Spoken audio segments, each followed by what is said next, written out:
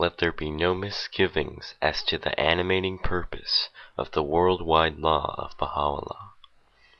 Far from aiming at the subversion of the existing foundations of society, it seeks to broaden its basis, to remold its institutions in a manner consonant with the needs of an ever-changing world.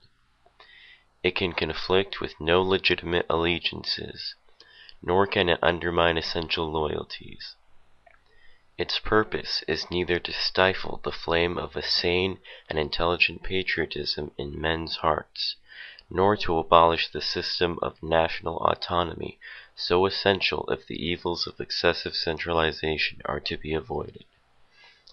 It does not ignore, nor does it attempt to suppress the diversity of ethnical origins, of climate, of history, of language and tradition, of thought and habit that differentiate the peoples and nations of the world. It calls for a wider loyalty, for a larger aspiration than any that has animated the human race. It insists upon the subordination of national impulses and interests to the imperative claims of a unified world. It repudiates excessive centralization on one hand, and disclaims all attempts at uniformity on the other. Its watchword is unity in diversity, such as Abdu'l-Baha himself has explained. Consider the flowers of the garden. Though differing in kind, color, form, and shape, yet inasmuch as they are refreshed by the waters of one spring, revived by the breath of one wind, invigorated by the rays of one sun, this diversity increaseth their charm and addeth unto their beauty. How unpleasing to the eye, if all the flowers and plants, the leaves and blossoms, the fruit, the branches and the trees of that garden were all of the same shape and color. Diversity of hues, form, and shape enricheth and adorneth the garden, and heighteneth the effect thereof.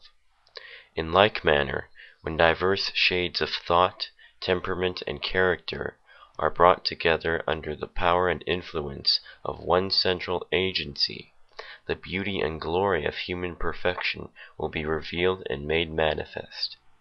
Not but the celestial potency of the Word of God, which ruleth and transcendeth the realities of all things, is capable of harmonizing the divergent thoughts, sentiments, ideas, and convictions of the children of men. The call of Baha'u'llah is primarily directed against all forms of provincialism, all insularities and prejudices. If long-cherished ideals and time-honored institutions, if certain social assumptions and religious formulae have ceased to promote the welfare of the generality of mankind, if they no longer administer to the needs of a continually evolving humanity, let them be swept away and relegated to the limbo of obsolescent and forgotten doctrines. Why should these, in a world subject to the immutable law of change and decay, be exempt from the deterioration that must needs overtake every human institution? For legal standards, political and economic theories are solely designed to safeguard the interests of humanity as a whole, and not humanity to be crucified for the preservation of the integrity of any particular law or doctrine.